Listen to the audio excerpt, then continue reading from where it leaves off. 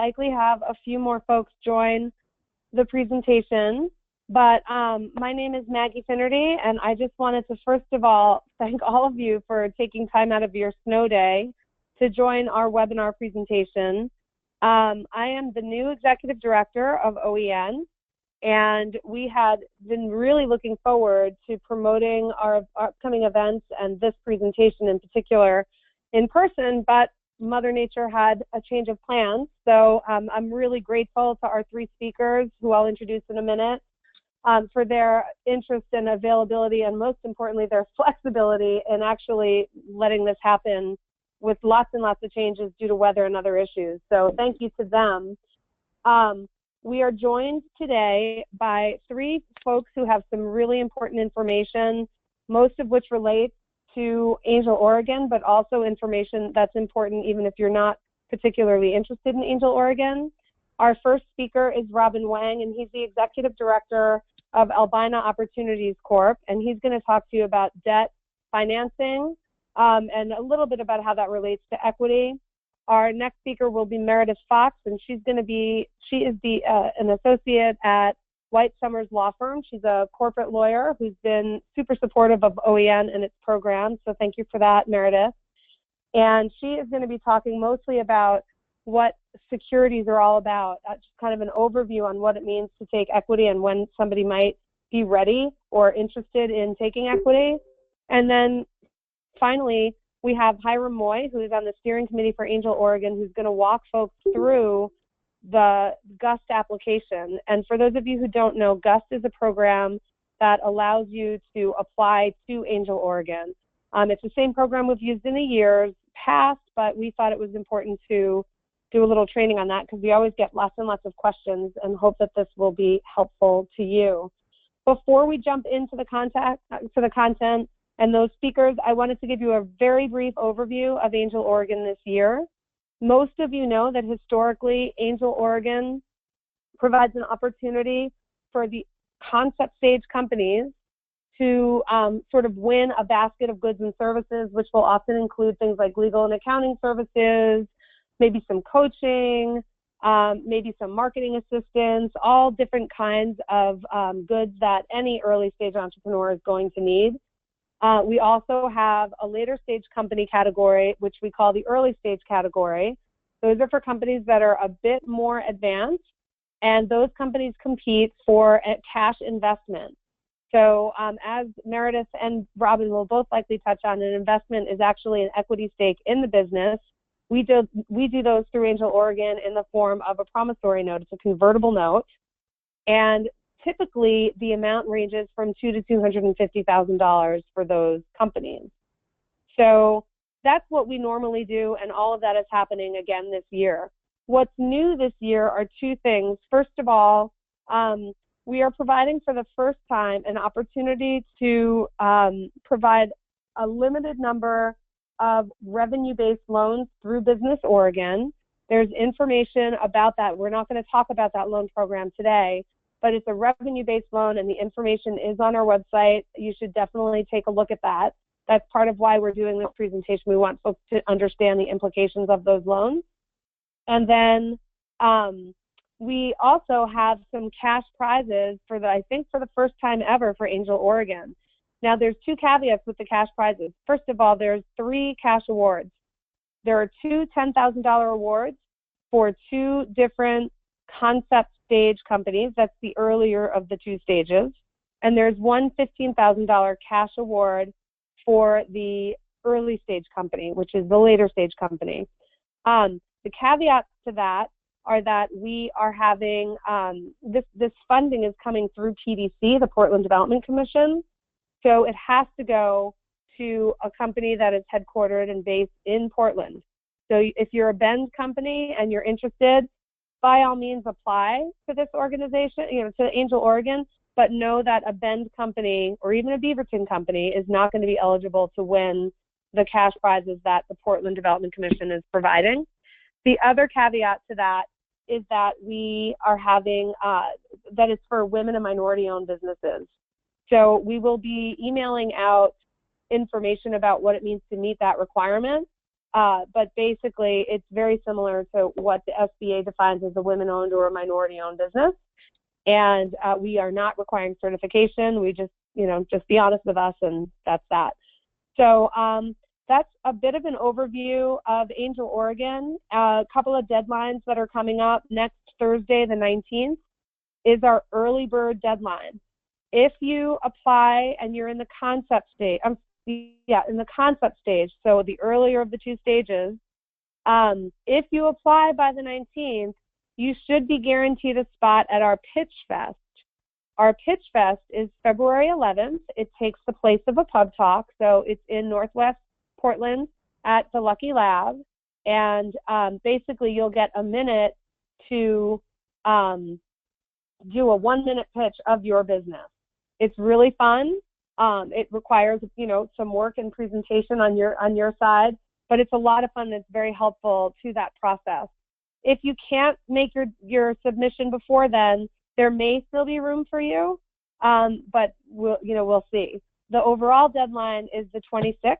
That's when the concept stage application deadline is due. So we will not, with almost no exception, we will not be able to accept any applications after the 26th, which is not very far away. That's only 2 weeks from today, which is partially why we wanted to push through with this as a webinar.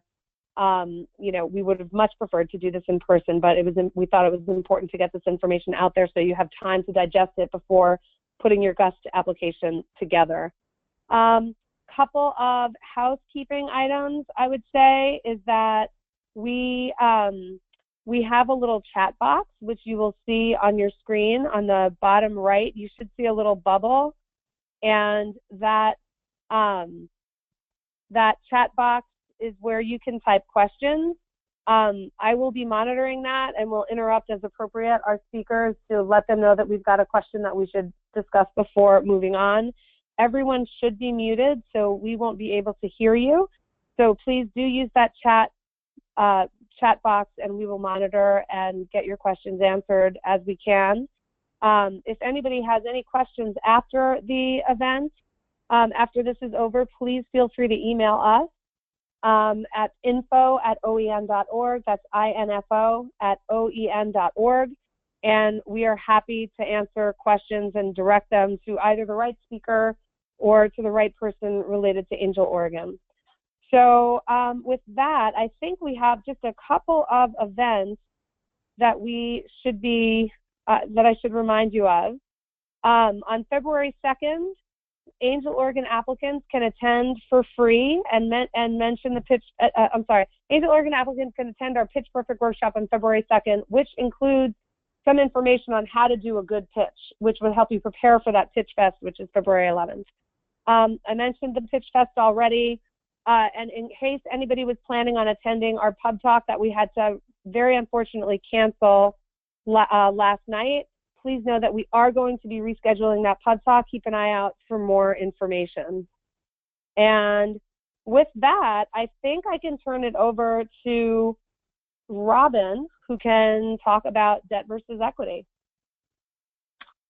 Great, thank you. So my name is Robin Wang, and as Maggie mentioned, I am the Executive Director of Albina Opportunities Corporation. We are a nonprofit small business lender focused on businesses that are not able to get traditional bank lending capital. And what I will be talking today for the next half an hour or so, starting off with an overview of debt versus equity, and talking about what the differences are and what's right, help you decide what's right and not right for you. And then I'm going to dive into a little bit about how do you prepare for getting a business loan. Maybe that's still a few years away, but there's a lot of stuff that you should start thinking about and planning to prepare your business one day for possibly getting a business loan.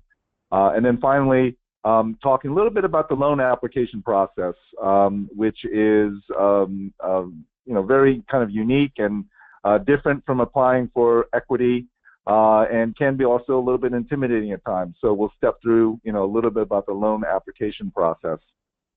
I'm going to start off talking about debt and equity. I think there's a little bit of glitch, and I just want to make sure that the debt versus equity slide is up for everybody else because I can't see it, but I can talk to it. So can someone confirm that the debt versus equity slide is up? This is Maggie. I put it up. Okay, someone says, yep, they can see it.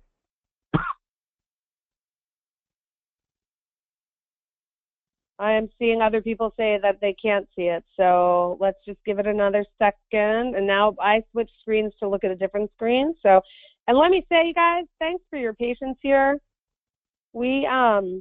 This webinar piece was put together really at the last minute, so I apologize if this is not the most graceful presentation. That's on OEN, not our presenters, but we thank you for your patience.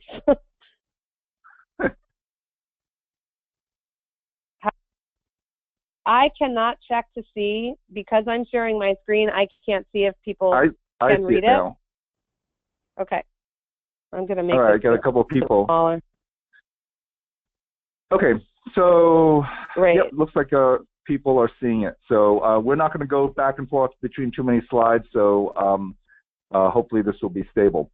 So let's jump into debt versus equity. In an essence, both give you capital for your business, but the similarities end there. There are vastly different types of capital that you can get for your business. Debt is, you're probably very familiar with credit cards or maybe a car loan or a mortgage. You need to ultimately at some point over time repay it. Whereas equity, they're really just buying a piece of your company, and you don't necessarily have to repay the cash, but the equity investors want something else out of it over time, and so we'll go into that a little bit in a few moments. So I'm just going to go jump down the chart here and talk about some of the differences. In terms of investors, they're both investors in your business, both debt and equity. For debt, you're typically talking to a banker or a lender. It could be a community bank, it could be a friend or relative, but it's a lender. Whereas on the equity side, the investors are usually referred to as angels or venture capitalists. These, again, are people that are making an investment into your company. What the investor gets in return is also very different. For debt, you're basically making a repayment commitment. You're going to repay the principal that you borrowed, and on top of that, some interest. And that's often referred to as a promissory note, meaning that you're essentially promising to pay back the cash to the lender over some period of time. Whereas for equity, usually the investors usually get some ownership in a company, and depending on the nature of your company, they get a share of the future profits, often referred to as dividends. Another difference between debt and equity is control in the business. For debt, the bankers or lenders typically do not get control in the business. You still call the shots. Your equity position in the company is not affected. Your management team is the ones that are controlling the business.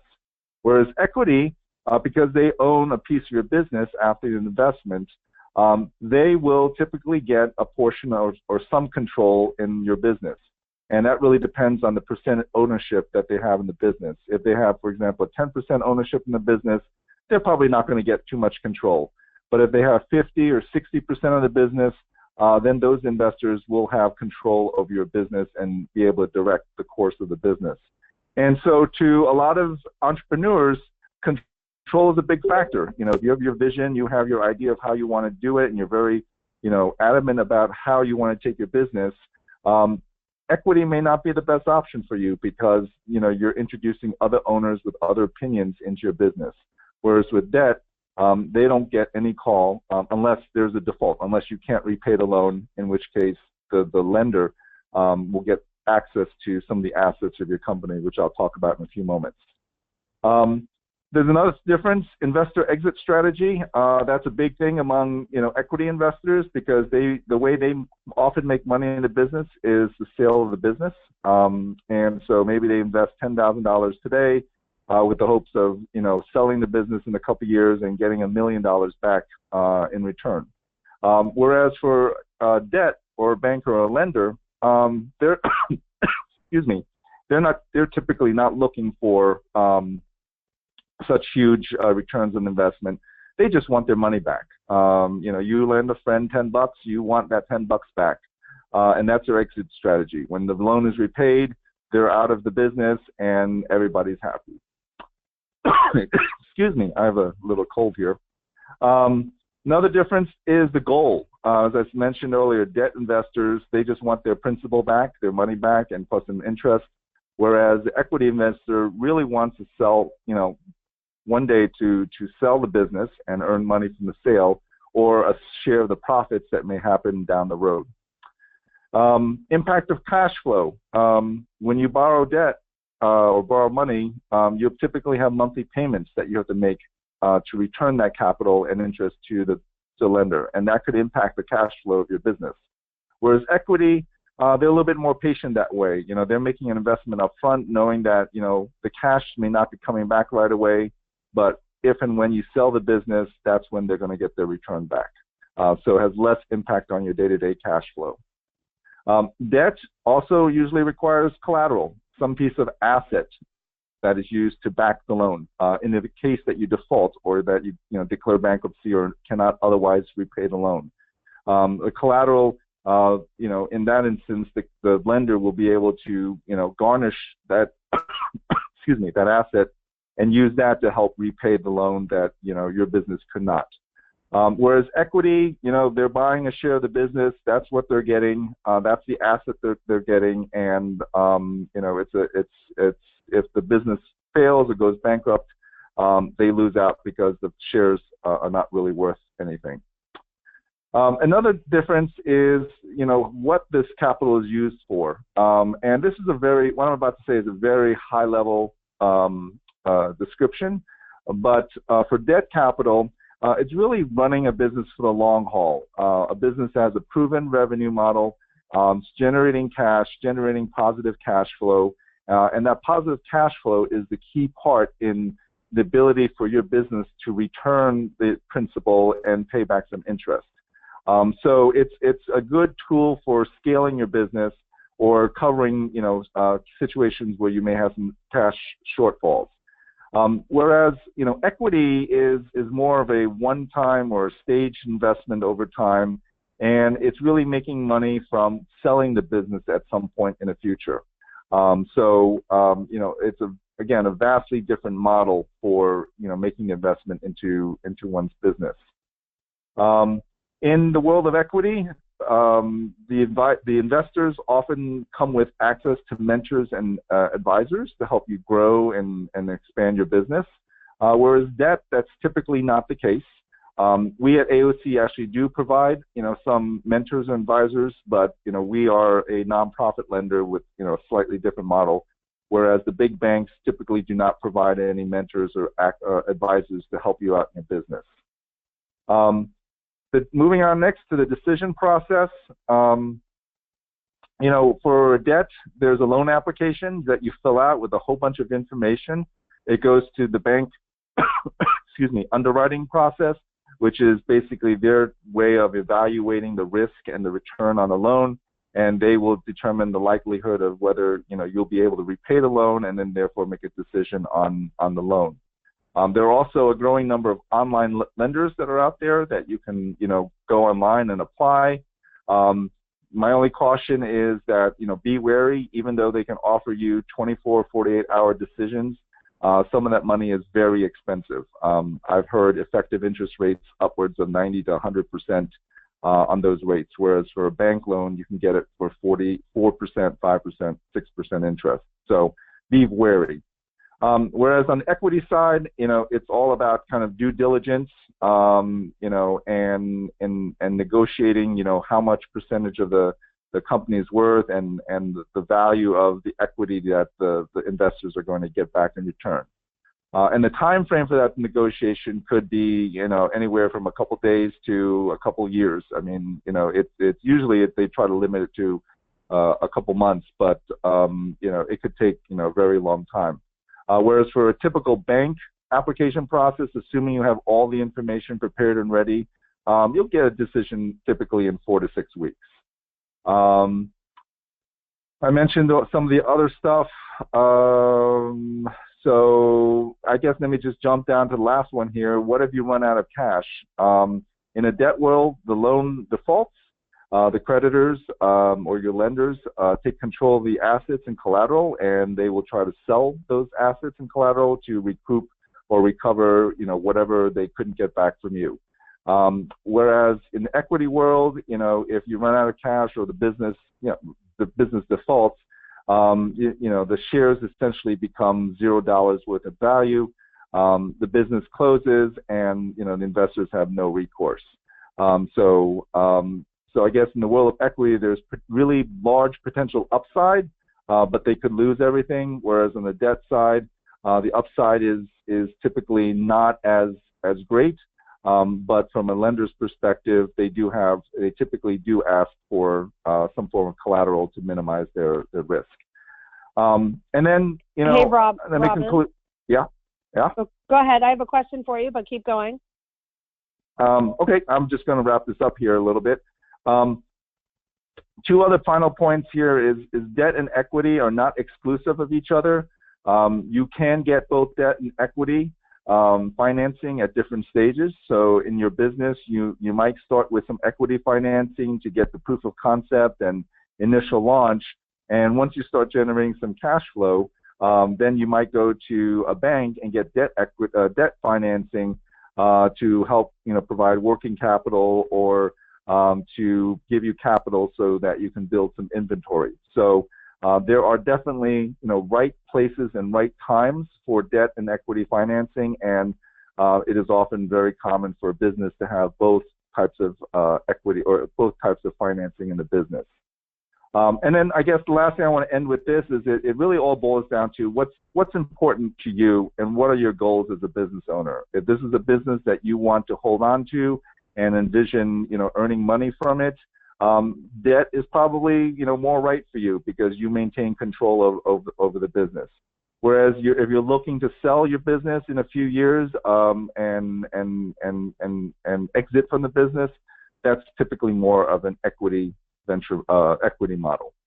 So I will stop there, and I guess there's some questions. Yeah, we had, Robin, thanks so much for that overview. We had a question from one person, and you'll see once I click on the chat to get the question back up, the screen changes. Don't worry, I'll put your slides back in a second. The question is, how does debt work with services, low CapEx businesses? For example, software IT is hard to value or requires specialized appraisal that might not be possible during the initial stages. Hiram piped in and answered that accounts receivable is a common form of collateral for service companies. But the follow-up question was, so does that mean it's really not feasible with early-stage software startups? Oh, correct. And then another, I would say. And then another question is, do people do debt first and equity second? Well, let me answer that one. That's a little easier first. Okay. It's hard to get significant amounts of debt without an existing cash flow. So what a lot of people do is they will get personal debt, whether it's through a credit card or maybe they have a home that they can get a home equity loan. This is a loan that you are making as an individual. You're pulling money out of a credit card or a home equity loan, and then you are taking that capital and injecting it into the company. How you invest that money in the company could be both a debt or equity investment. You can, invest it as equity and saying, okay, this is my contribution to the business, or you can set up a loan to yourself and saying, I'm loaning this business. I'm John Doe, and John Doe is loaning ABC Company $10,000 with the expectation that ABC Company will pay back John Doe over some period of time, so that John Doe can repay the credit card or repay the home equity loan or whatever source of capital. So in that case here, the business itself is not generating capital, but you're essentially using debt to do the initial form of capital. And a banker is not going to lend to a business that doesn't have cash flow, just because there's no path to repayment for that. And no matter how great your idea is or what credentials you may have, if you're not generating any cash, don't even waste your time talking to a traditional lender. There may be alternative lenders or other investors that are worth looking into, but it's going to be a waste of your time talking to a traditional bank for that type of investment. And that's where equity investors kind of typically come up to the plate and make that investment. They're willing to make that gamble, look at the idea, look at the concept, look at the revenue model, and say, I think this has legs. I will make an investment to make that happen. I don't know if that answers that question, but it really depends on your situation. But do understand that in order for a bank to lend you money, you need to have some type of positive cash flow. And then I think going back to the service, based business, that's a tough one for service businesses. AR can be a form of collateral. Oftentimes, more on the alternative lending side, like what we do, banks may or may not do this, but we may be able to take personal assets like a home or auto or other personal assets and use that as security for the loan.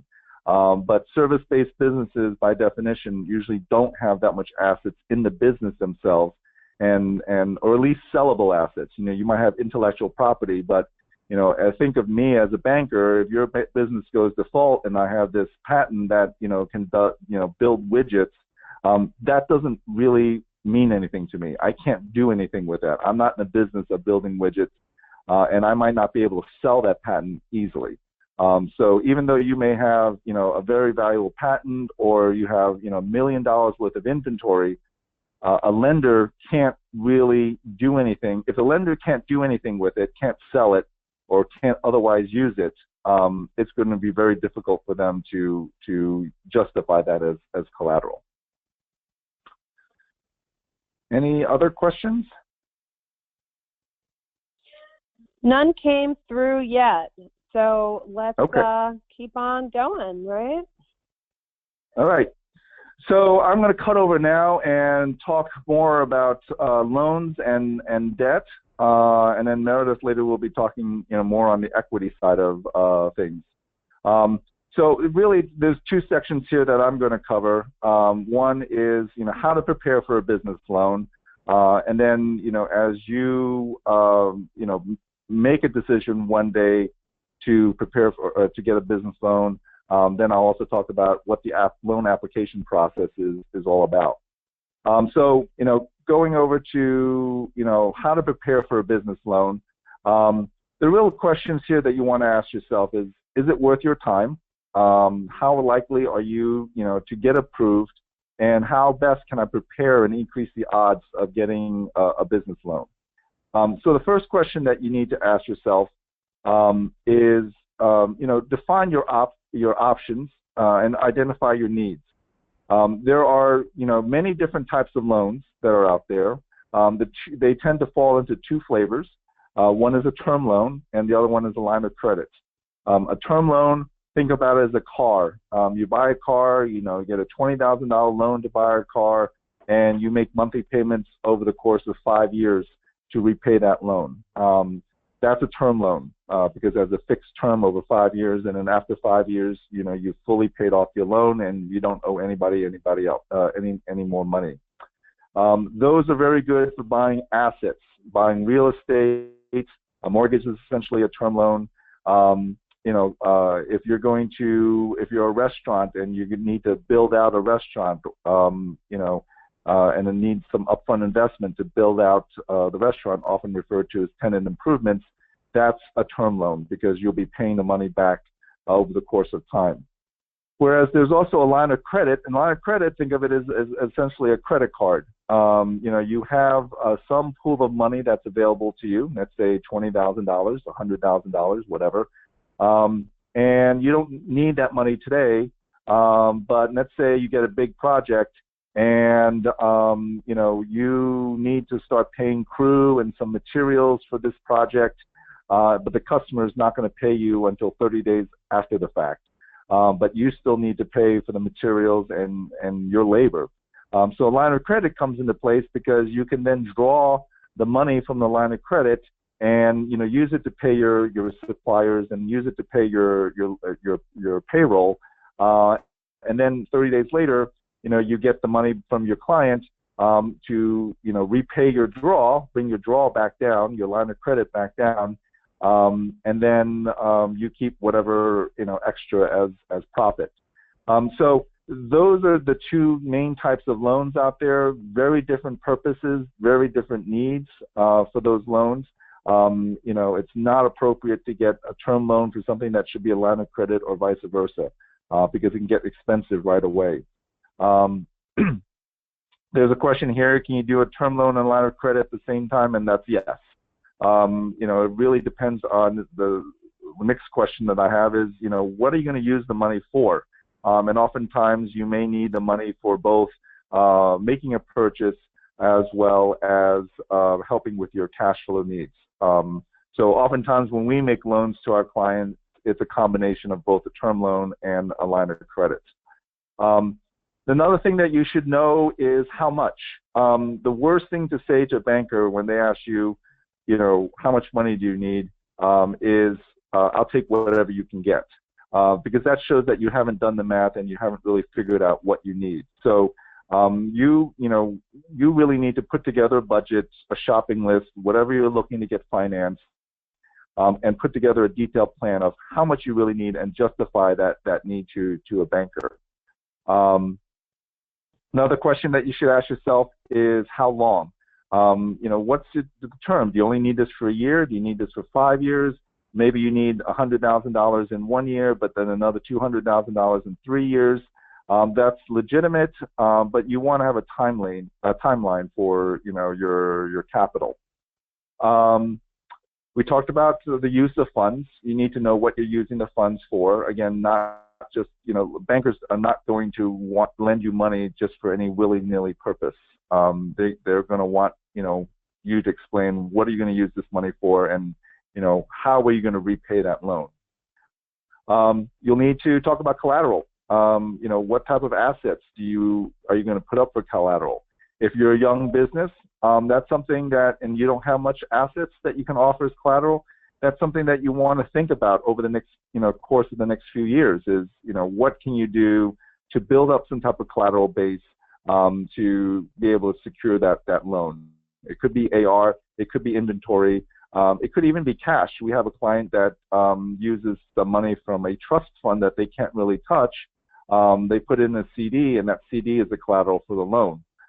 So, the idea is that hopefully they'll pay off the loan and never have to touch that trust money. But in the event that the loan goes default, the lender has access to that. There are a lot of questions here, and I can speak forever on that. The one site I would encourage everybody to visit is venturize.org. It is a nonprofit organization that we are a member of, and it provides a lot of resources, questions, calculators, all that good stuff about getting a business loan. It is a nonprofit organization. They're not there to sell you anything. You go to some of the other lenders, they have all these same tools, but woven into every single page is apply now, get a decision in 24 hours, that type of stuff. Venturize does not sell anything. It's completely neutral that way. It's a really good resource for you to go to start planning and thinking about getting debt capital. Moving on to the next one, you also want to get realistic about bank loans and set your expectations for whether or not you're going to be able to get a bank loan. And when I mean bank loan, it's a non-credit card type loan. In banking, there is essentially the 5 C's of capital that bankers use to evaluate your worthiness in terms of getting a loan.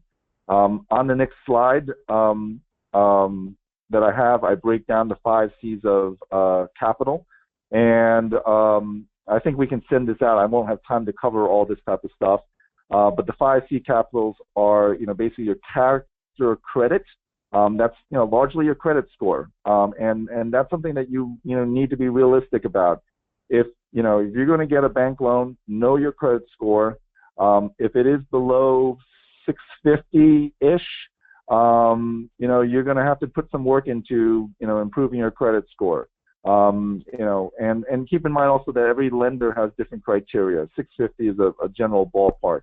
There are lenders that will lend to people with 600 credit scores. There are lenders that won't touch anybody that's less than 750.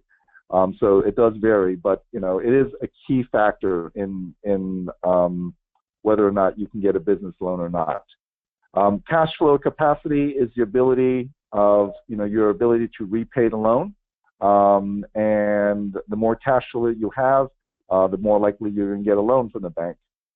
Capital commitment basically boils down to, do you have skin in the game? We have people that come to us, they want to buy, let's say, a truck that's $100,000, and they say, well, we don't have any down payments. Well, that means that you don't have any skin in the game, and if you were to, lose that truck or get into an accident or whatever, you're not going to lose any money because you don't have any skin in the game. So lenders want you to have your personal skin, your own equity in whatever project that you're looking to get financed to demonstrate some commitment to that capital. We talked about collateral, so that's a key factor. And then finally, the final C is conditions. And that's more like market and industry conditions. 5 years ago in the Great Recession, if you were in construction, forget about getting a loan. The industry was, really doing bad. Prospects were not looking good. And even though you had the best financials in the construction world, it was very difficult to get a loan. Today, there are essentially 1 million cranes that are up there. Construction is booming here in the Portland area. And so that industry is very healthy in the Portland area, and it's much easier to get capital from banks if you're a construction company today. So those are the 5 C's. It's all ballpark generalizations, but those are the 5 things that banks often consider when making a loan. We go back to the previous slide, and number 3, prepare your finances. I can't stress how important this is. You need to separate your business and personal finances if you haven't done so already. You need to get an accounting and bookkeeping system to generate, reports, financial reports. Banks will want to look at those reports and see your finances. So, get your finances into a bookkeeping system and generate those reports. Banks will typically require you to fill out a personal financial statement, which is a summary of your personal finances.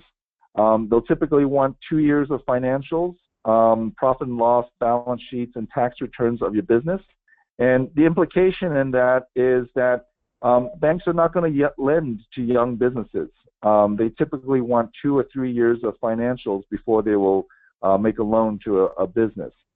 So if you're a startup, a young business, understand it's going to be a challenge for you to get debt capital, at least substantial amounts of debt capital when you're young. That's where we, as a nonprofit lender, we sometimes make loans to very young businesses. And so there are players in the field that can accommodate very young businesses, but traditional banks want to see at least 2 years of financials before they'll make a loan. Have a plan, a capital plan that documents the use of funds, and banks will probably want to ask for a profit and loss or a cash flow projection for the next 12 months. So those are things that you should get ready if you're going to be preparing for a business loan. And then finally, there's a question about whether or not you need a business plan or not. If you're a young business and your revenues are not kind of firm or solid, you probably need to have a business plan to share with the banker. But in reality, if you're an established business, you have positive cash flow, you don't really need a business plan. Most bankers don't. They may ask for it, but they don't really need it. What's probably more important and useful is some type of executive summary and the key financials. Understand that you don't necessarily, at least for debt equity or debt financing, you don't necessarily need a polished business plan to get capital. And then the last thing about preparing for a business loan is pay your taxes and lots of it. And this is a little bit of a tongue-in-cheek statement, but I'm a former business owner, and for many years, we didn't want to pay Uncle Sam any additional penny in taxes. So we manage our finances, to either have a loss every year or a very small profit, and therefore, essentially, we didn't pay any taxes to the federal government or to the state of Oregon. And there are ways of doing it, legally and legitimately, and that's not an issue.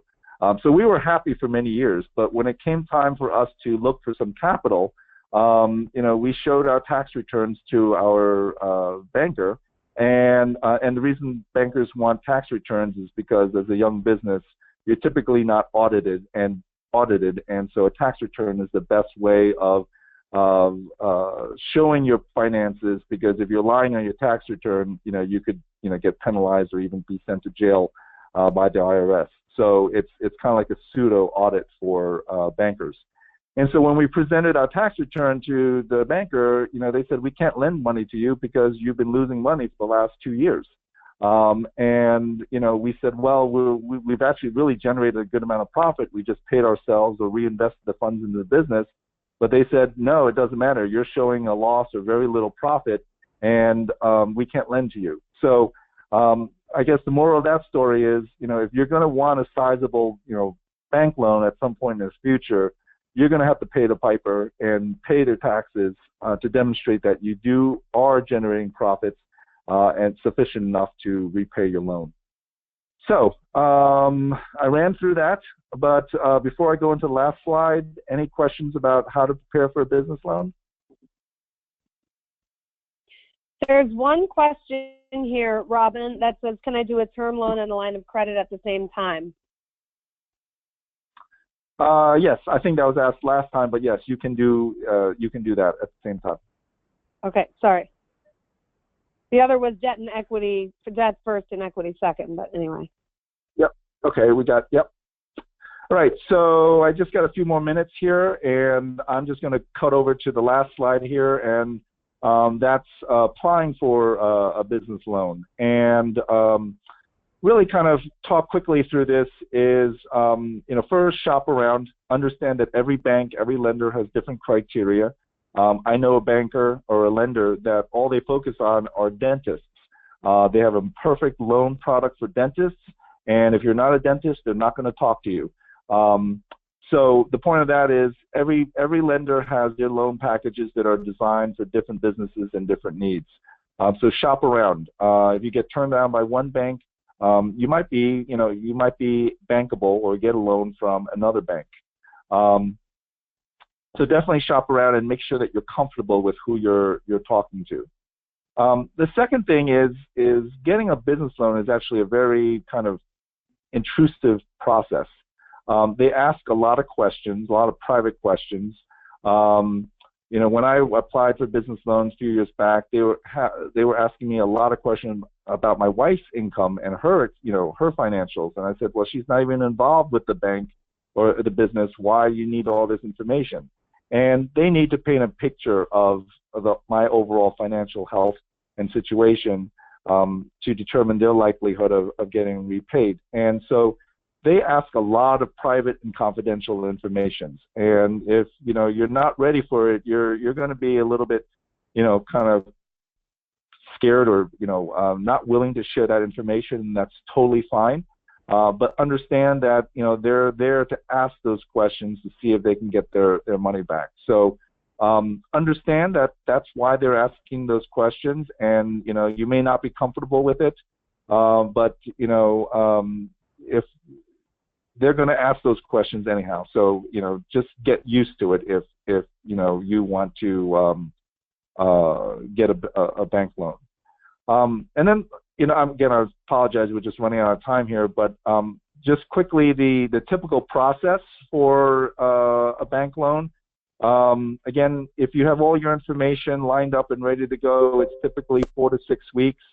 You'll start with an initial inquiry. Think of it as a first date with someone. You'll tell them a little bit about your business. They'll tell you a little bit about your loan products. and see if there's a potential good fit. Because no one wants to waste their time if there isn't a good fit. And then, you'll submit your application. There'll be forms to fill out, documents to submit, financials, tax returns, all that good stuff. You'll give them, a lot of that information. More and more of that information can be, transmitted electronically, but, good old paper, will suffice here. And then you enter something called underwriting, and that's basically the bank's evaluation process. They have people that will analyze all the information that you have. They'll have computer software. They'll do their analysis as well. Oftentimes there's some back and forth questions and answers to kind of talk about your specific areas, or if a particular ratio is a little bit low, they'll say, why is it this, or what happened last year. So expect some back and forth Q&A with the client, and or with the banker. And if you get approved, it's going to close. You'll sit down and sign a lot of papers, and then usually shortly after that there'll be a disbursement, and you'll get your funds deposited into your bank account, and you can kind of start using those funds. Like I said, the process here is typically 4 to 6 weeks, or 1 to 2 months-ish. Most of the time is usually involved with you, the borrower, trying to assemble the information that the banks need. Once the banks have all the information, and it usually happens pretty fast. Two other things to consider is, watch out for those 24 or 48-hour approval processes. Some of these are predatory lenders, and their business model is, based upon the fact that they know a portion of their borrowers are not going to be able to repay the loan, so they justify it by charging very high interest and fees. And then finally, the best time to get financing is when you don't need it. The moment that you are in a rush or in a panic stage, bankers, their hairs, stand up on edge. They think something is wrong. So, plan ahead. If you are anticipating a big contract and you need some financing, 3 or 4 months from now, start having those conversations with bankers today and say, I don't need the money now, but we're anticipating a contract in 3 months, and we'll need financing at that point. They love those conversations. They love it when you have time and nothing is rushed, and your chances of getting a loan will be much better, in that scenario versus, in scenario where you said, I need the money yesterday. They're not going to be able to help you because it's going to take time for them to evaluate the loan. So with that, I think I will take any final questions, or just kind of hand it off to Meredith for equity. Thanks a lot, Robin. I don't see any questions coming through, and given our timing, I think we'll just move right along to Meredith's presentation on the basic types of financing for startups. Meredith, take it away. Thank you. Great. Hi, everyone. My name is Meredith Fox, and I'm a senior corporate associate attorney with White, Summers, Kathy, and James. We've got offices here in downtown Portland, and then also in San Francisco and the Silicon Valley area. I work almost exclusively with entrepreneurs, founders, and investors, and really companies that are at all stages, but I really like emerging growth and startup phases because I think there's some really great ideas, and you can get creative with how you're building your business and how you're building your finances. So what I do is usually help companies go from a concept to an acquisition, or, I help advise companies that really have no plans to sell. But one of the bigger things that I work on every day are talking to entrepreneurs and founders about structured financing and financial resources outside of what Robin was talking about, outside of what we consider commercial lending. So I focus, and I'm going to focus today on equity financings and a little bit of debt financing for startups when you're not going through the commercial loan or banking process. So I'm going to do pretty high level. Unfortunately, there just obviously isn't enough time to get really deep in a lot of these things, but all my contact information is on this handout, and I'm always happy to meet and discuss and talk with any founders or entrepreneurs that may have questions on these. So one question that I get more often than anything else is, what exactly does it mean when you're selling your equity? What is equity and a stock sale, and how is that a capital raise? So equity at its base level is stock or any security representing an ownership interest in your company. So if a corporation, those are shares of stock. If you're in an LLC or a partnership, that can be units or just percentage partnership interest. Whenever you're talking about a sale of equity, it's just talking about selling those shares in your company. When an equity sale occurs, generally your company remains exactly the same. It's just that the ownership structure is changing hands between people, but your company continues on. It's not changing form. You're not having to sell or leverage any of your assets. You're simply selling part of your ownership. So that's usually a type of sale that goes on. I know Robin had said, do you do debt, or the question was asked whether you do debt or equity first. Most companies do a combination of both as far as the private debt lending and then private equity sales go. Debt or notes are another basic kind of raise. These are, at their simplest, a promissory note, where it's different from a bank loan. You're essentially getting money from a private individual and you are giving them a debt instrument, usually a promissory note.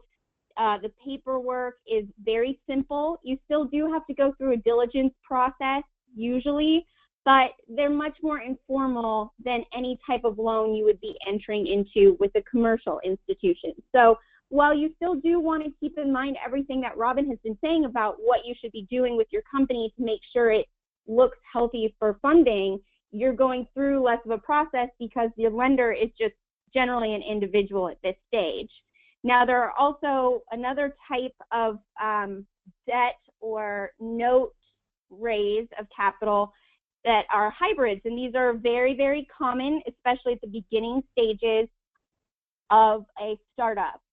These are convertible notes or SAFE documents, and I'm going to get into more detail on each one of these as we kind of go, but equity financing, just the standard promissory note financing, and then a hybrid are probably your three main types of structured financing. So whenever I'm talking to a company about what type is best for them, I have them think about three questions. How much money do you need, first of all? Are you in the tens or hundreds of thousands, or are we looking at the millions of dollars? Which I know it seems crazy to think of that at a startup stage. You're looking at millions of dollars of funding, but it really depends on what your business is.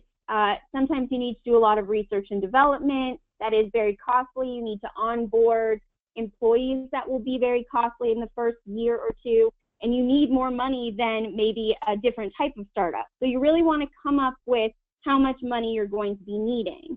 And that really is going to dictate both the type of investor you want and probably the type of financing you're interested in. If you are looking for less money, anywhere from, say, $10,000 to $500,000, and I know $500,000 is still a lot of money, but you could be looking at individuals for that in a note financing round.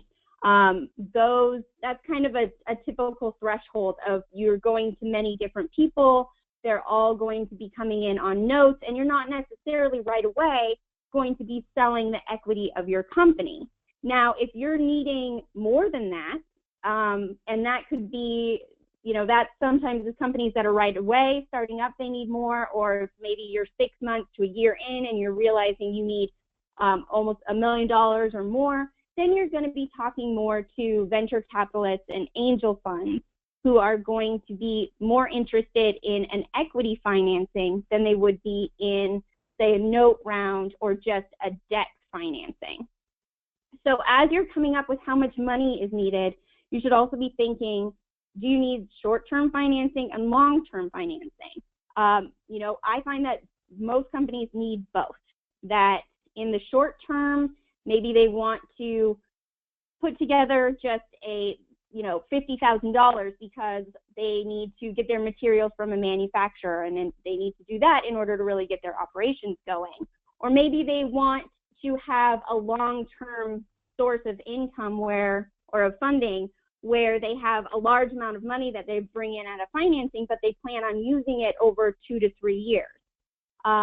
Generally, if you need higher amounts of money and long-term financing, you're usually looking at an equity situation, and the smaller amounts are usually short-term because you have a repayment schedule you need to put together for it. But those aren't hard and fast rules either. It's always going to be a conversation that you're having with lenders, that you're having amongst yourselves as founders, and that you're having with any professionals, accounting, attorneys that are helping you through this to determine what you need. A final thing I'd like for all founders to look at is whether they want to look at their investor pool as potential mentors and advisors or partners in what they're doing.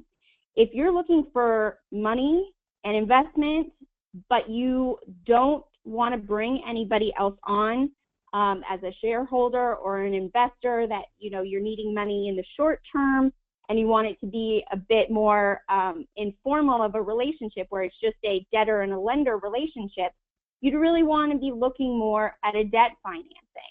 But if you want and need maybe more expertise as you're building your business, say you want to bring them on your advisory board or committee, or someone in the same type of business as you that you really think could bring something to the company, you're going to look to an equity investment because you want someone who has a vested interest in your company. So when you're looking at your investor pools, take a look at who you're talking to and what they could potentially bring to the company, because that may drive what type of investment both you and the investor are looking for. So to go a little more in depth with what these types of financing are. The first one is debt, and this, like I said, it's different than the type of debt that Robin was speaking of, because we're talking more about individuals. You're talking about a very simple structure where they're giving you cash, you're giving them a promissory note, and that promissory note is going to have an interest component that you generally are negotiating with the lender, and you're going to be setting up a repayment schedule. Now, one of the benefits of doing debt from individuals and setting up your own payment schedule is you have the ability to control your repayment a little more than you would if you were going through a commercial loan. Most of the debts that I set up, we have lots of conversations about what is a realistic repayment schedule. And that, I find, is one of the most important things that the founders can have in mind when they're entering into this type of structure, because you want to make sure that you are able to pay back this money, because unlike the other financings we're going to talk about, you have to repay it. It's not a matter of selling equity and there's nothing owed. So you do have a flexibility in doing that when you're going with an individual lender instead of a commercial lender, but you want to be keeping in mind when you're going to be paying things back. So another type of debt that we see are these hybrid debts, and these are convertible notes and safe documents. Now, convertible notes are also, I believe Maggie touched on this in the beginning, this is one of the ways that Angel Oregon invests into their companies. This is a loan that converts into equity in a company when certain trigger events occur. Generally, there are 3 main triggering events. One is maturity. That is a date that you're setting in the future that says the principal and unpaid interest on this loan is due and payable on X date. Generally, I find that in our practice, convertible note maturity dates are anywhere from 2 to 5 years in the future. So you're setting this fairly far into the future. Nothing needs to be done, but keep in mind you are going to be accruing interest. Now, it's not necessarily going to be repaid in cash. Most of the time, it's all just converted into equity of your company, and we'll kind of talk about what happens when that converts and kind of pros and cons, but you're not, you don't have a repayment. It's pretty far in the future when this is going to convert into shares of your company. Another trigger is an equity financing. So if you sell convertible notes today and then 9 months from now you enter into a preferred stock financing, that's going to be a trigger that all of your convertible notes are going to convert into equity of your company. The last is the sale or acquisition of your company. So if you enter into a sale of the company, of either all the assets of the company or all the stock of the company, then you are going to have all of your notes convert. This is because your investors are going to want to participate in that acquisition. So you're going to have these triggers that are converting at that time. But until they convert, this is really a debt instrument that's essentially sitting on the books of your company.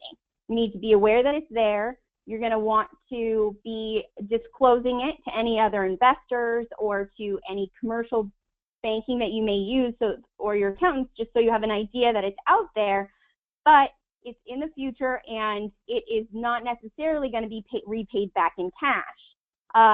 If the note itself converts, there is no cash repayment. Most convertible notes, you only have to pay cash if you are in default, and that is very rare, and that default is usually if you have, if you've gone out of business, then they're a creditor of your company, and it converts to what a normal creditor would be, or if you have broken some law.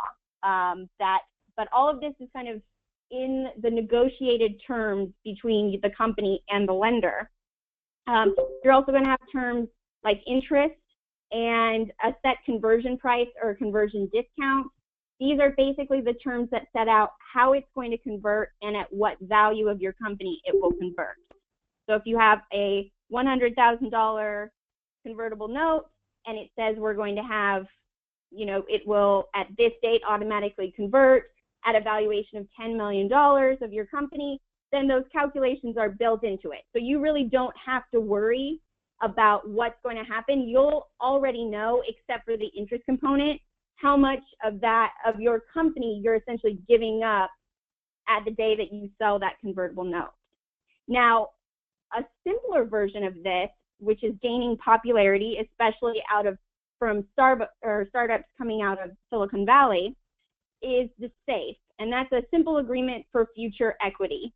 This is seed stage, which is, again, at the very beginnings of the company. You haven't had any major financings at this point, and it's an alternative to convertible debt. And this is when an investor buys the right to obtain preferred stock when you have an equity financing down the road. These came about because there were a lot of investments coming from Europe and other parts of the world where there are sometimes issues with certain investors paying interest or entering into something where they pay interest for religious reasons. So this is kind of morphed to become a little simpler than a convertible note. It simply is them giving you money with not necessarily as many triggers on repayment, because it comes back and goes into equity of the company once you're already selling equity. There aren't the same triggers as convertible notes. Now, I believe, based on my practice and the fact that these safes are starting to change a bit, that we're going to see the SAFE document become probably just as rigid as a convertible note. But so far, these are easier and less expensive financing options because there's generally less paperwork, there's less triggers, it's, there isn't interest that you have to worry about calculating. It's very straightforward. This is how much money you're putting in, and this is what it's going to convert to. So just to kind of sum up debt, when do I usually see companies using debt over structured equity financing? This is at the beginning stages of your company, when you need less money, when you have less need for using your investor pool as advisors or mentors, when you maybe have a lot more short-term debt and you're not looking to bring on any additional shareholders. Or, there's also companies who kind of intermingle debt throughout their kind of company history. So they could be doing equity financings, and in between the two equity financings, they're doing short-term bridge note financing. I see there is a question about, are we seeing SAFE used in Portland? Yes, definitely. I probably use SAFE in Portland, not as much as convertible notes, but it's growing because we're seeing a lot more advisors come out of Silicon Valley and move up to the Portland area. And so they're bringing their knowledge base and their recommendations to any companies that they're advising. So I always put SAFE out as an alternative to my clients because it's gaining so much popularity, and because if you start doing, you know, if you're just a founder and you're at home and you want to kind of Google what are my alternatives for financing, SAFEs are going to start popping up. So I do think it's an option.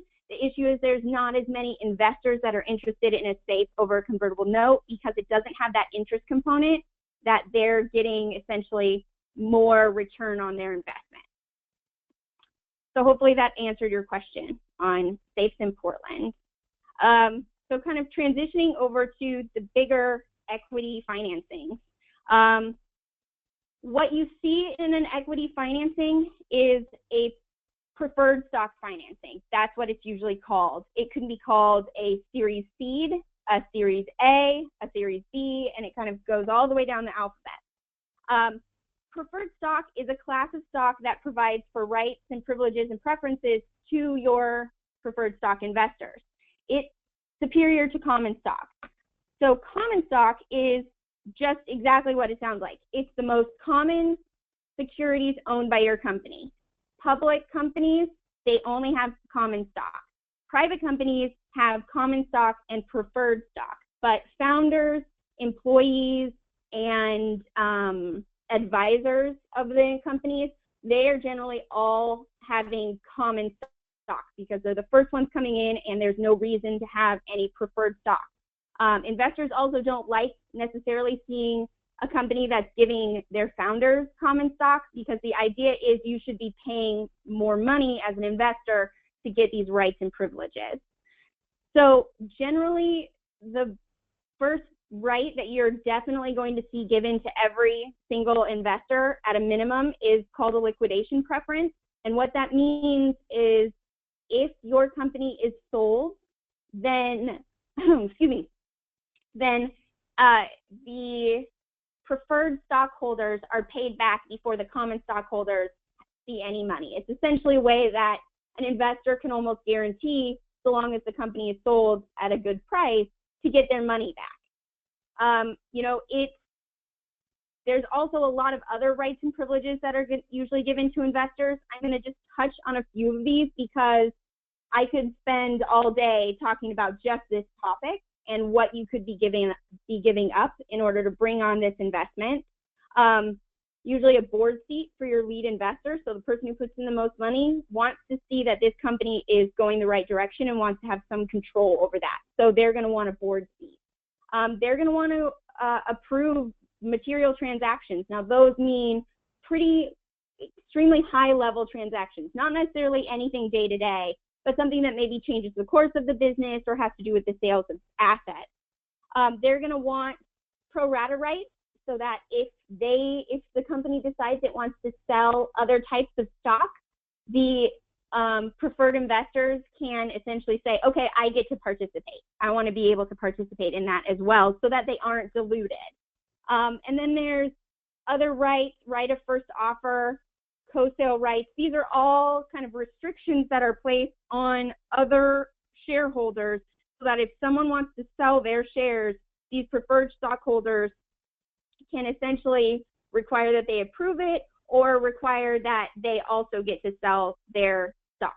Now, these can get really complicated, so what I'll just say is that all of these are negotiable.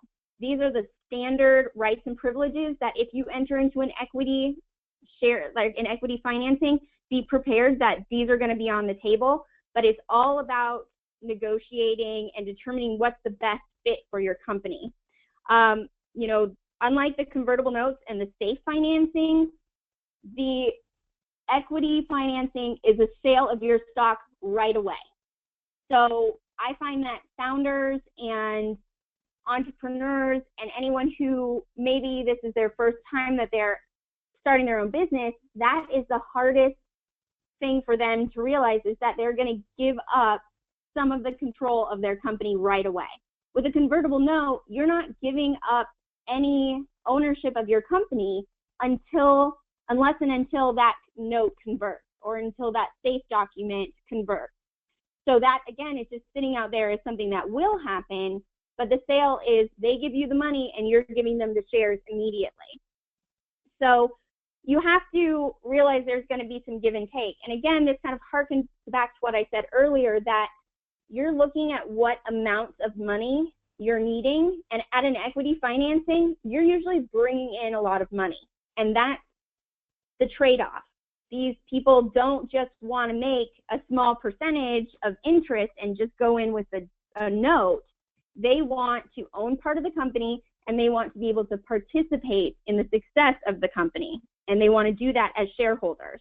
So some of those things that you're going to be giving up are your 100% control. Now, an equity financing does not mean, even though you're giving up some control, it does not mean that you're selling the controlling portion of your company.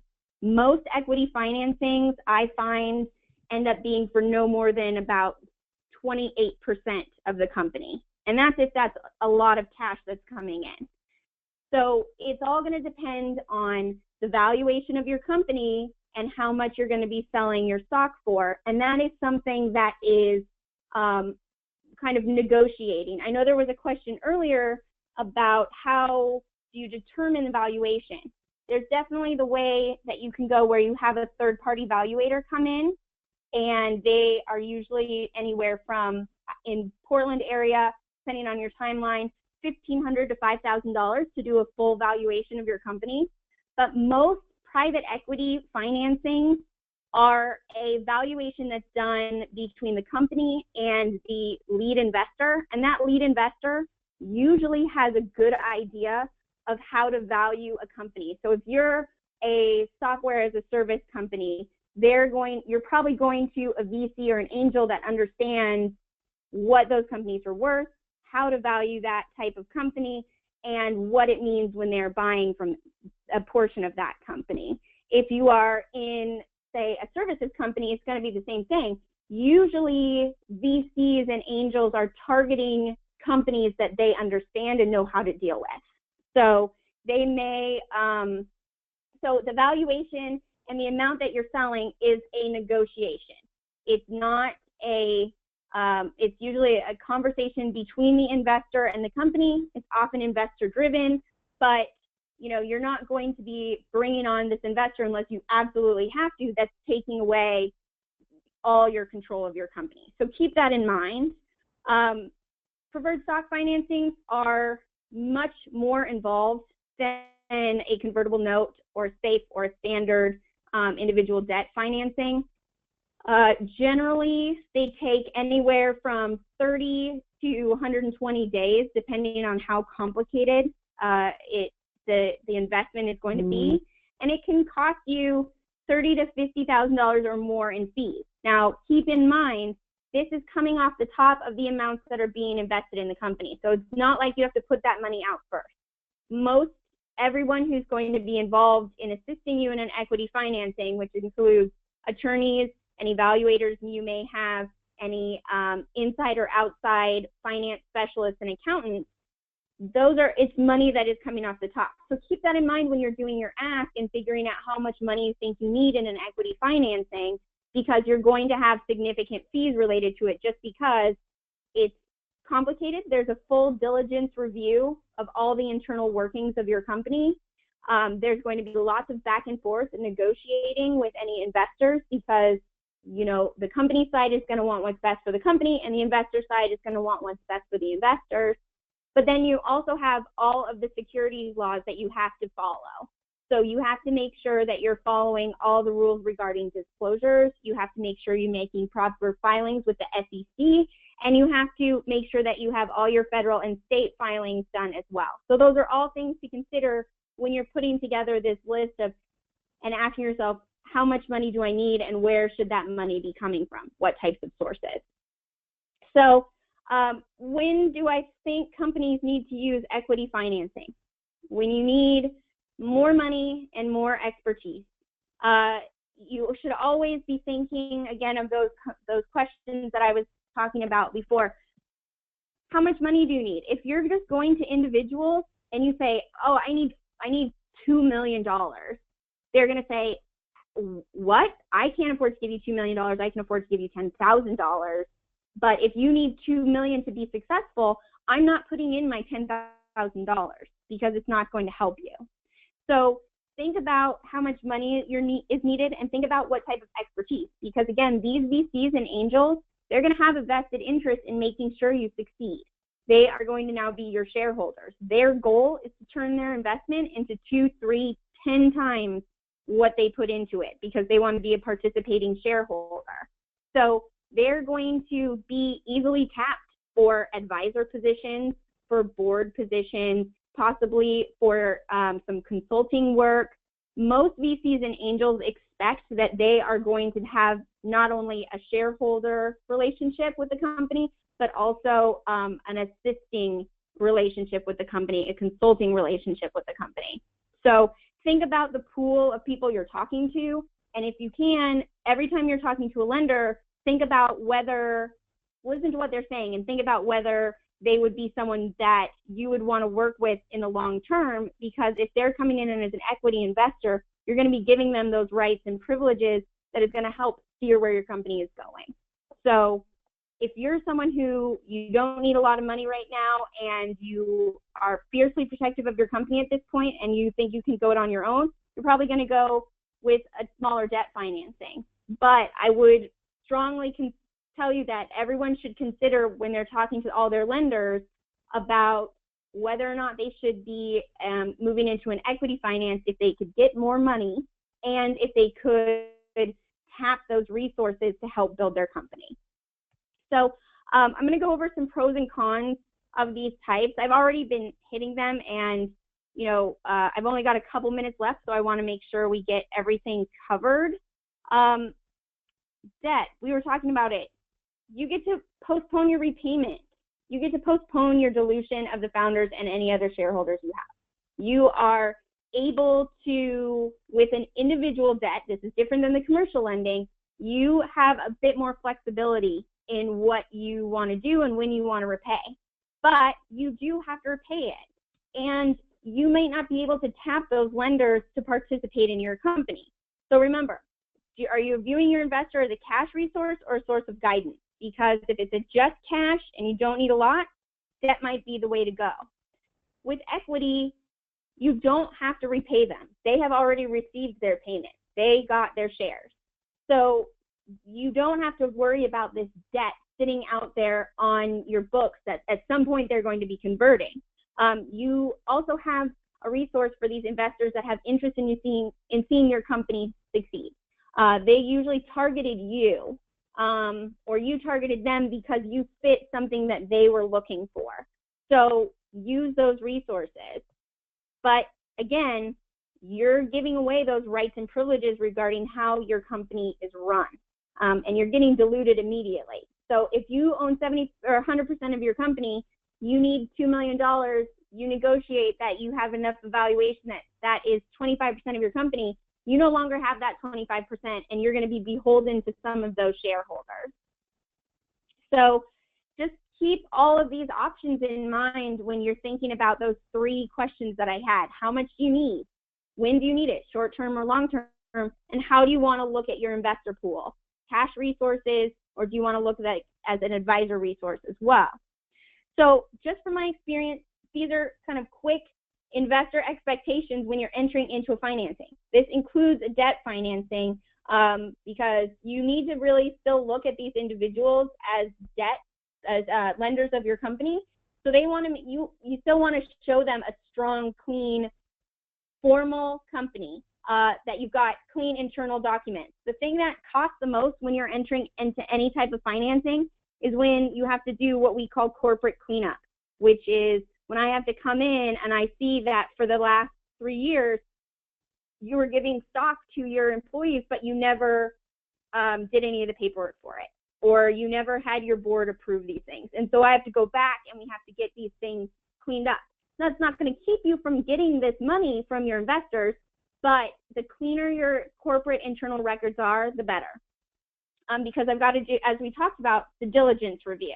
You need to make sure that your company looks good to them. Now, it's different. It's going to be different than a commercial lender who maybe wants to see projections going out farther, who wants to make sure that you have this income that's going to be coming in. With a lender, it's different. They're looking to make sure that structurally your company is clean, that your company owns all the assets or owns all the intellectual property that it uses to make money, and that you've essentially been following all the rules, because they're already kind of taking a bet on you.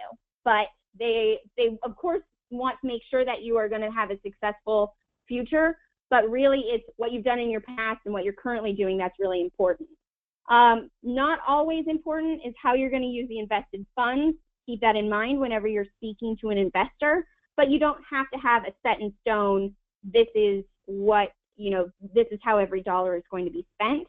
And investors, especially equity investors, they want an exit strategy. They want to know that you're at least thinking that in, say, 5 to 10 years, 3 to 5 years, something in there, you think your company will sell, and this is what you hope it will sell for.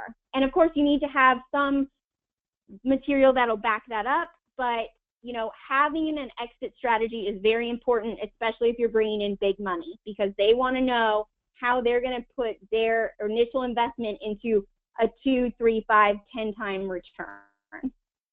So just going to touch on these last things really quickly because I know my time's almost up. Preparing for investment, really a lot of the stuff that Robin said, but also I find in mine, clear, updated business plan, and if you can, a pitch deck. Really just put together, this is what we're doing. I mean, you're going to need a business plan if you're going for a commercial loan as well. I always tell my clients to think of their business plan as a living, breathing document that should be updated all the time. Every couple months, take a look, make sure you're still on the same plan, make adjustments as needed. Practice your pitches. Even if you're only pitching your investment to friends and family, you still need to treat it very seriously. These are people who are giving up their money to invest in your dreams. So you need to really be putting something together and putting a lot of time and effort into it, even if it's only for a couple $1,000, because that is that person's, hard-earned money. So practice, practice, practice, and think about what you need.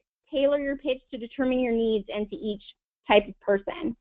I get a lot of questions about where companies should find investors.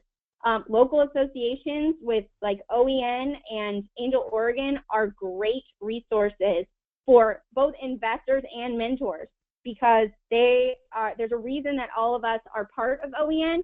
It might be because we provide services to companies. It might be because we have taken a company as an entrepreneur through the sale and we know how to do it, or it could be that we're looking for new investment opportunities.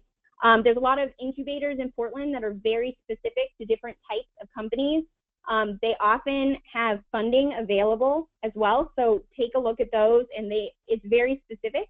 So you can find a specific niche to whatever your idea is.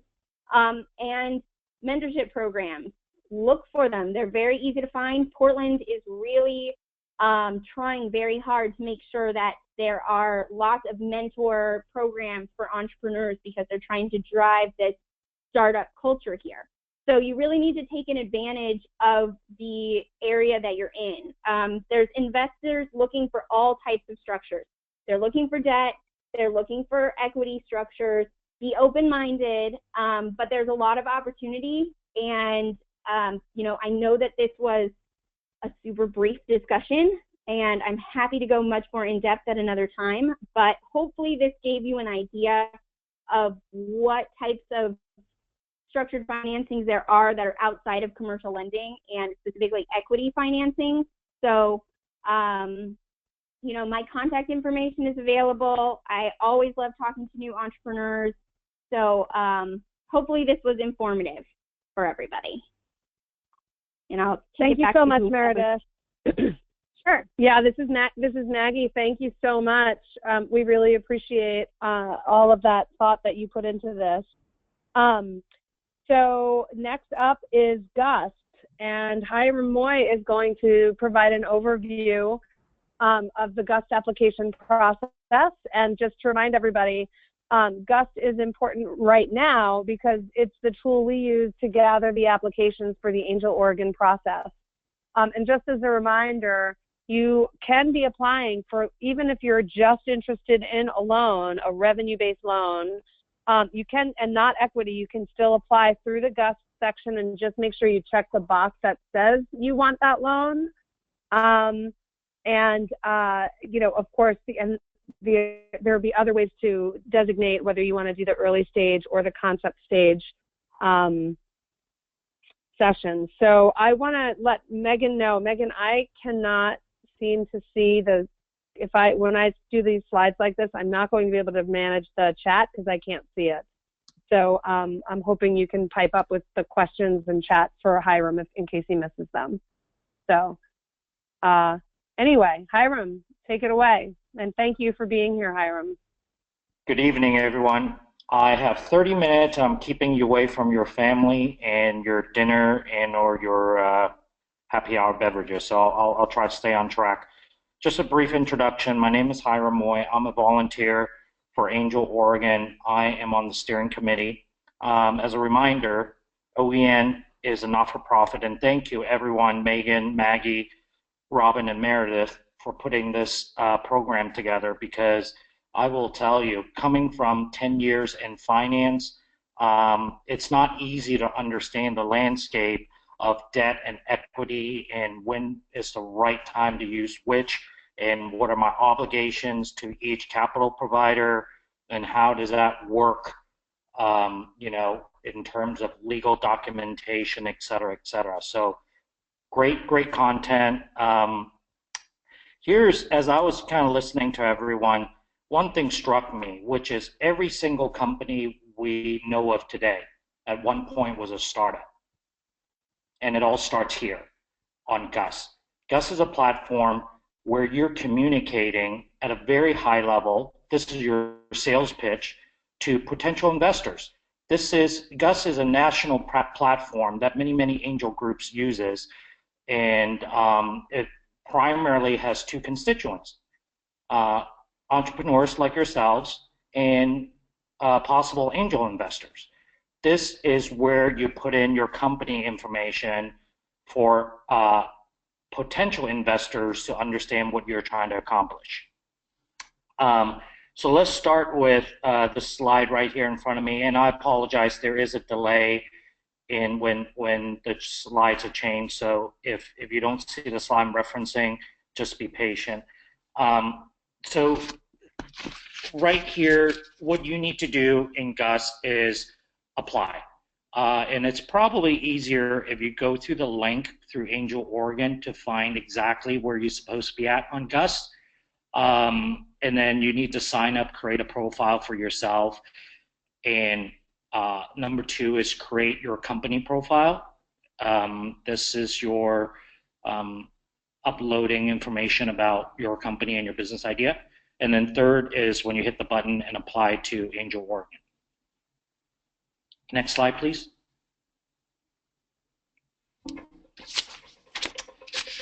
So there's most of you, I would imagine, are very familiar with software where you create your profile and stuff. So I'm just going to highlight, oh, by the way, as you can see, I'm not Scott Sandler. He's a pretty good-looking guy, and but I'm not him. He was kind enough to put this presentation together, and he wasn't able to make it today, so I'm his proxy today. This is all pretty self-explanatory. You first have to create your own profile, your bio, your experience, your areas of expertise. Couple of comments there is be comprehensive, but be succinct when you describe your experience. In your areas of expertise, as you can probably tell, these are keywords. So think of phrases that a potential investor, big data, for example, right? They might go they have an expertise in big data, or they might have an expertise in drones, and they might just go search for companies by those keywords. And you may want to be pretty thorough in that area and put in your areas of expertise.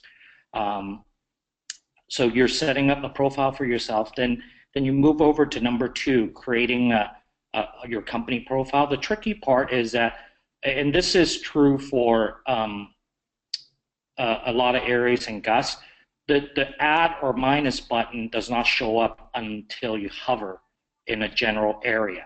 And that's what the number 2 is pointing to. So if you get stuck, you want to do something in that area, but you can't find a way to input your information, just kind of hover and click.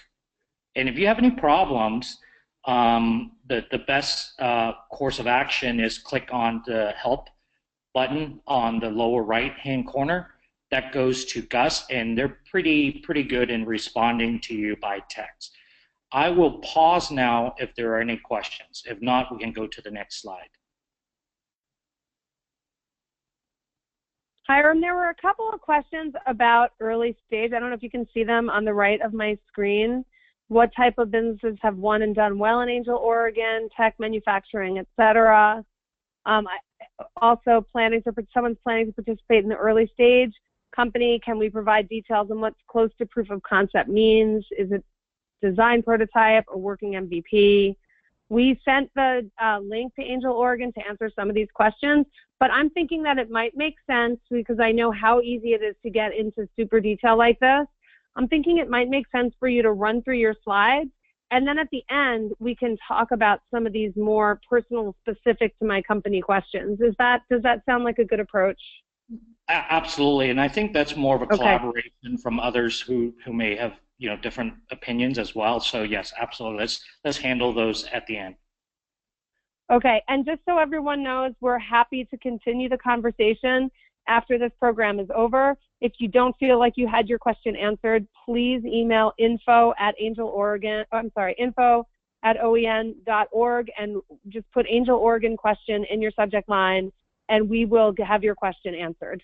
So I'm going to let Hiram take it away and move to the next slide.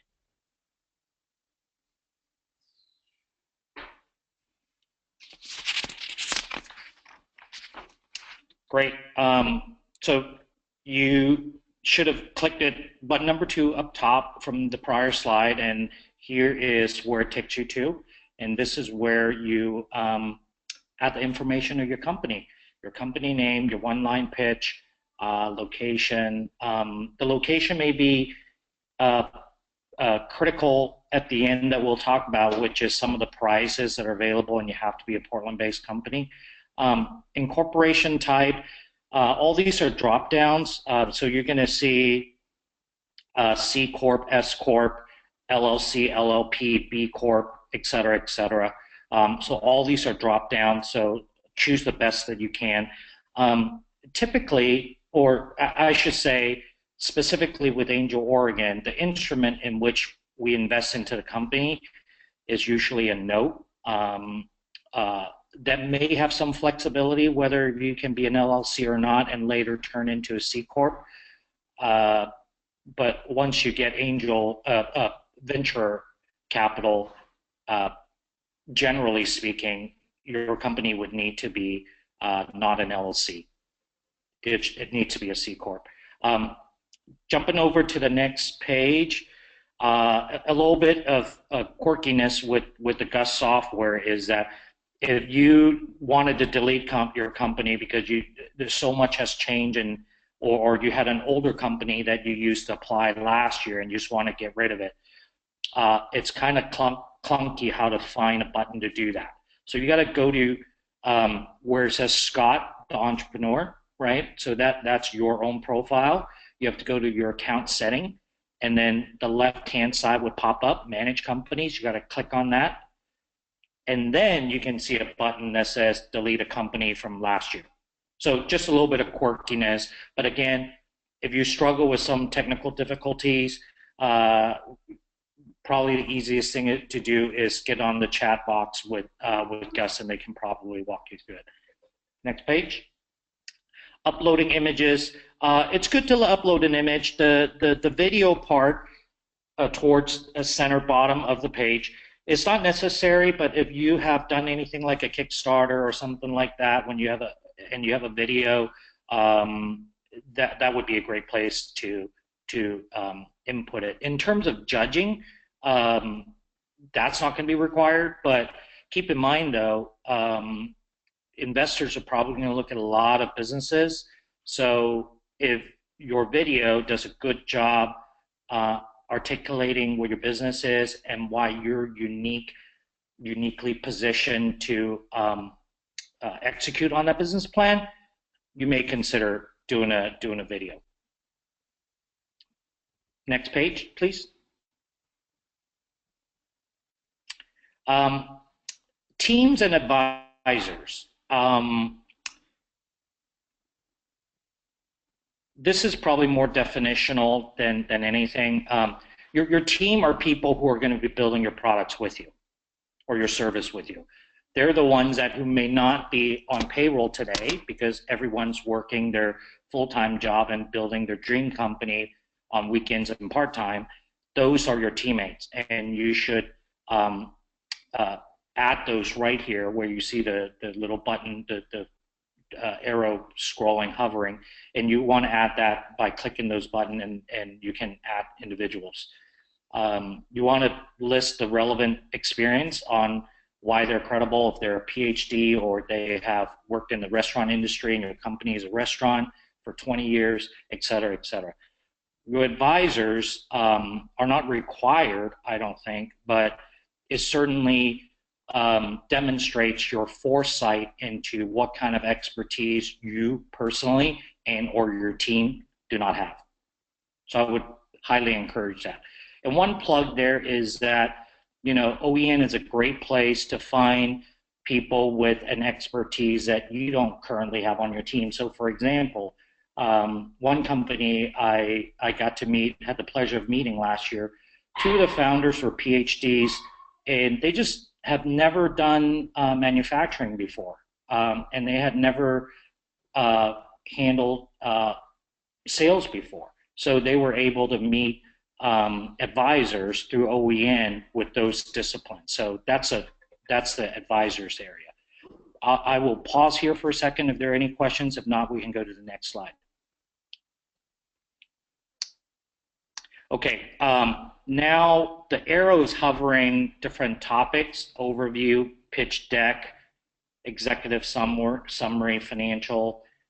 Those are pretty self-explanatory. Oftentimes we get questions on what is the appropriate number of slides on the pitch deck. I would say, you know, if you can't articulate what you're trying to do more than 15 pages, you probably need to revisit it. And think of each page as, you know, does this explain well enough why we believe our business is compelling in the marketplace? So the executive summary, I want to draw your attention to the left. All those are the subcomponents of the executive summary. And all these things are pretty critical. So just take a look. They're pretty self-explanatory. If there are any specific questions, I'll answer those. If not, I'm just going to highlight that. That's what you got to focus on. Financials. That might be a little bit ambiguous if you're concept stage, but this demonstrates doing a financial. As soon as you do your financials, they're going to be wrong to start out with. But it gives you ways for you to measure your business as you think through the future, and just not what you have to get done today. So this is pretty critical. So it provides a pretty comprehensive view for you to think about where your revenue is going to come from, various channels, what are your fixed expenditures and what are your variable expenditures, and whether you're going to lose money or not. And I always think of losing money is not a bad thing. It just tells me that's a capital gap that you need to have. to meet your business objective. But it's important that you think of it as such. You could also come to a conclusion of, if you do your financials at a high level, that no matter if I'm the #1 share company in the world, I'm still going to be losing money. That begs you to ask the question, I need to revisit my business idea or the way I think about my business. Then the last tab is place where you can upload your documents if you have those already. If not, you should probably create those. And it's pretty critical to for the file formats that are outlined here, PDF, Word doc, and Excel. Those are pretty common. Hopefully that everyone has those.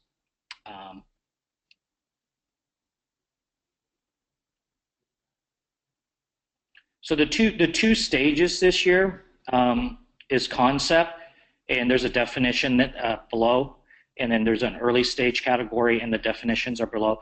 So going back up to concept, let's drill down a little bit deeper. Typically, these are companies that it's just an idea right now. It's not that not yet have any revenue has generated, but you might, at your current company, you figured out a technology that you can use in another marketplace, and you have a really solid idea. You've thought through how you're going to sell it, but yet you may have talked to customers, potential customers. You may have talked to potential manufacturers or engineers to how to build this thing, but you not yet have revenue. You would be in the concept stage. And there's going to be a lot of ambiguities. There's a lot of you that might be in between the two stages, but generally that's the definition. Early stage is more of, okay, I have a proven concept, someone is willing to buy this, and they're even willing to give me money for it. And I have some traction, I have multiple customers. That means you're in the early stage. And if you're in the early stage, you're entitled to compete for the $200,000 to $300,000 award in the form of a convertible note. Any questions right there? So now we're going to the applying.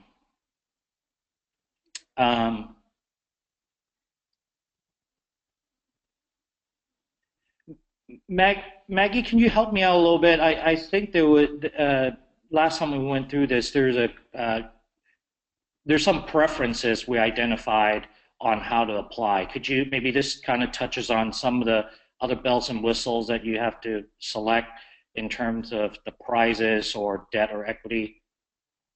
Actually here, this is if you decide that you don't finish your thing, this is how you resume applying for it. So you have to go to the home page to do that. It's just kind of weird. There's a few quirky, weird things about GUST, and that's partially why we wanted to have this as part of our presentation today. Some of those odd, quirky things, you'll definitely be able to get help from GUST by using their chat box. But to resume an application, if you don't finish it, you have to hit home, and then you scroll all the way down and say apply for funding, which isn't necessarily intuitive. But that's how you do it, and then you just designate your stage here. Early stage is first, concept stage is second. And as I look at this, I'm wondering if we maybe ought to put it the other way around, because concept stage is the earlier stage. So if we think somebody's in the wrong category, by the way, we will let them know. But all you have to do is click on one of these boxes that says that you apply. That tells us which stage. And oh, it looks like those are the end of our slides. But when you get into that actual application, what's good about it is that there's a place where it says something like additional information, and that's where you'll see the checkbox, for example, I'm loan only, or I qualify for the women or minority. I think we may use the word underrepresented track. That language will be in there, and I'm sorry I don't have that to show you. But we actually only just on Monday or Tuesday actually got approval for this special funding, which is why we don't have a screenshot. But it's pretty easy to find, and if you can't find it, just let us know. And I think that's really all we wanted to cover today. I have a feeling that people have more specific questions, like, for example, someone just asked Hiram if people who provide services versus having a product for sale are allowed to compete. I can answer that question and say yes. Service providers are fine to apply. You do not have to be selling something, but think about, who would want to invest in that company. And Hiram, you might want to address that company a little better than I just did. Yeah, certainly. I don't think, as long as it's morally and legally permissible, we certainly don't have any exclusion in any industries. So services, absolutely. If you think about software, that's all that is a service, right? So absolutely, we encourage you to apply, and we look forward to helping you vet your business. Yes, appreciate it. It's legit. We'll take your word for it. Any other questions? If there are no more questions, maybe Maggie, bring us home. Sure. Thanks, Hiram, for that. And for anyone who is interested in this information on the application process, I would encourage you to go to the Portland State Business Accelerator Facebook page. They actually video recorded the presentation that we did on it last week, and it's there. You can see it. And Scott is the one who is doing that presentation. And if you feel like you want a little bit more information, and if you want to hear, it was in many ways that format is much better in person, because we could do a lot of back and forth Q&A that we can't accommodate that today. But we definitely, there's definitely some good information in there, and you're welcome to do that. And Megan, I know you're on the call as well. I'm wondering if maybe you could give them the specifics on the upcoming events that are coming. Like, I think it's February 2nd is Pitch Perfect. If you could give them the time and the date on that, and the place, that would be helpful. And everyone who's applying anyone who's at all interested in this should definitely come to the Pub Talk on February 11th. It's a fantastic, really fun event. It's going to be packed. You'll have a great time. Even if you decide that you're not ready yet for any of the things we talked about today, it's still a terrific opportunity to become familiar with the process and watch other people do it. And you can learn a ton, not to mention that the room will be filled with investors, mentors, et cetera. So it's a great, great networking opportunity. Hey, Maggie, a couple of questions. One is repeat of the name of the Facebook page. Maybe we can just put that in the chat box. And number two is... we can, when we send our follow-up email out tomorrow, we'll include a link to that page. But yeah, it's the Portland State Business Accelerator. But go ahead, what was your other question? I think after you apply, that's when you're going to have different options, including self-selecting whether you're a woman and minority owned business. Correct.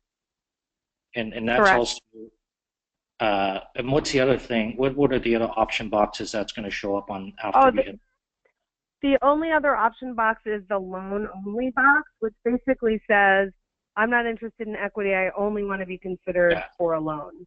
That's right. Yeah, a lot of times, as both Robin and Meredith talked about during the presentation, it's often a very different audience. Like, some people would never qualify a loan and all they want is equity. Some people really don't want equity and all they want is a loan. So we just felt like it was important to have people who were clearly not interested in the equity piece to self-select, and that way our due diligence team doesn't have to go through and evaluate all those companies, and we don't want to put the companies through the grind in terms of, all the diligence work that needs to be done. It's a lot of work to go through the diligence process for the equity side. You don't want to do it if you don't really want the equity.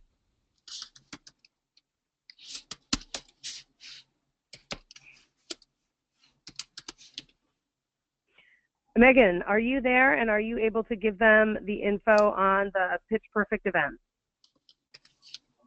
I'm here, and I'm taking notes for all this because I think it might just be easy to go out in an email with links to all these documents. The Pitch Perfect event is on February 2nd, and that event is currently listed on the OEN website, so you can check that out now.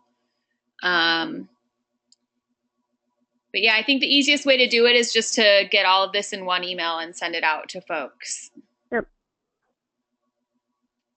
Okay, we can definitely do that tomorrow.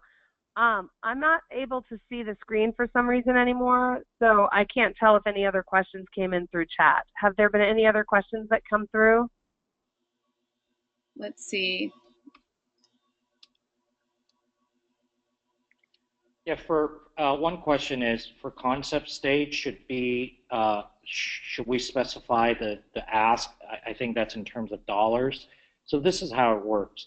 You might have a business plan that you believe require $1 million. I'm making the number up for you to meet your objectives, right?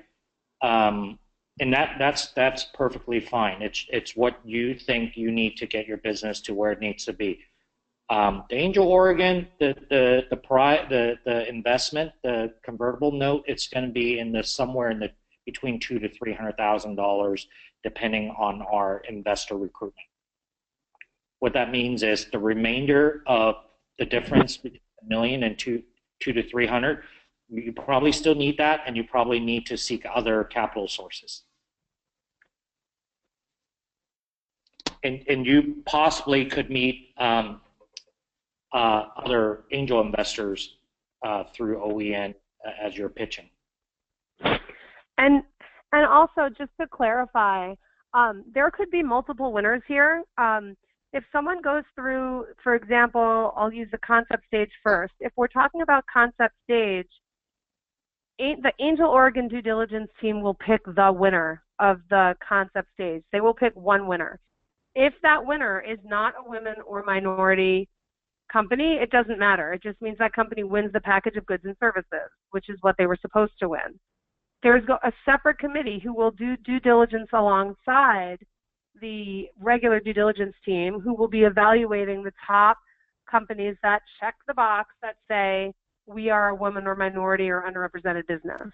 Okay, there will be 2 awards of $10,000 for that. Now, if the top winner, I don't even want to say top, if the winner who the traditional due diligence team picks happens to be a woman or minority owner, then they will win the package of goods and services, and they will win the $10,000.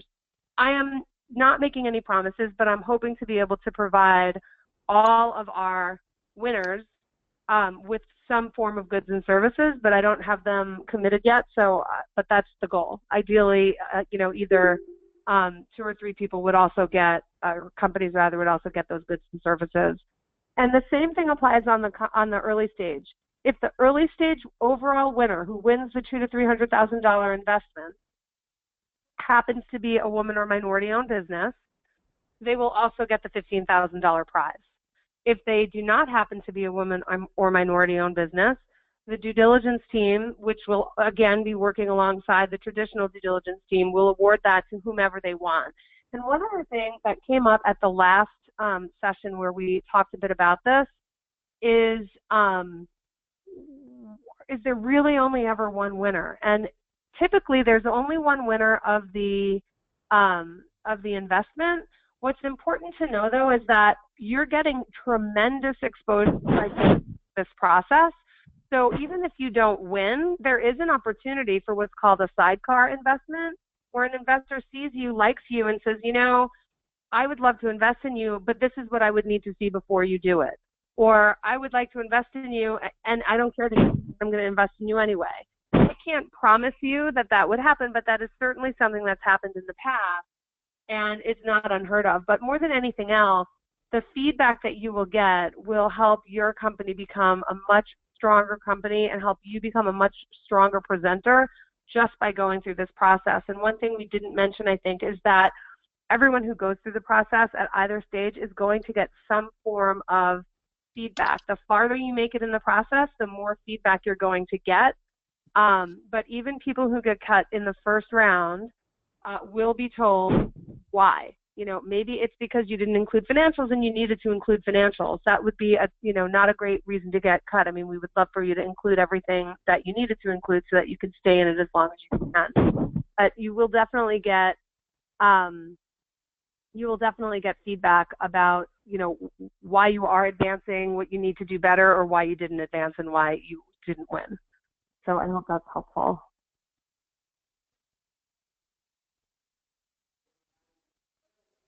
I'm reading the chat, and it doesn't look like there are other new questions that are popping up.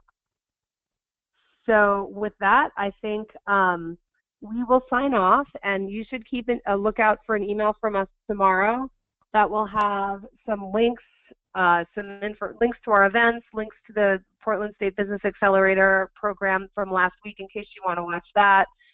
It will also include our email address. Feel free to email questions to us, and we will get them answered. So with that, that's all. Thank you all so much for dialing in and listening and watching our presentation. I'm sorry we couldn't do it in person, but special thanks to the 3 presenters. You guys, I really appreciate your flexibility. I know this was put together very quickly, and we had, Mother Nature challenges, but we did it, and I really appreciate it. So thanks to all of you. Oh, one other thing, Megan just appropriately put this in the chat. Don't leave your application until January 25th, or if you're doing the early bird, January 19th. It takes time to do this. You should expect that it's going to take you at least several days of going through the process to figure out what you still need to do. So I say, and the reason why we felt strongly that we needed to have this seminar today, tomorrow's another snow day. Portland's is going to be closed again tomorrow, so maybe start it tomorrow. And, that way, by the way, the sooner you get your questions to us about your specific applications, the sooner we can answer them. So thanks, Megan, for putting that in the chat box. I'm going to say goodbye. Thanks, everybody. We really appreciate it. And thanks for the nice comments about our changing to the webinar. We appreciate it. Okay, bye, everybody.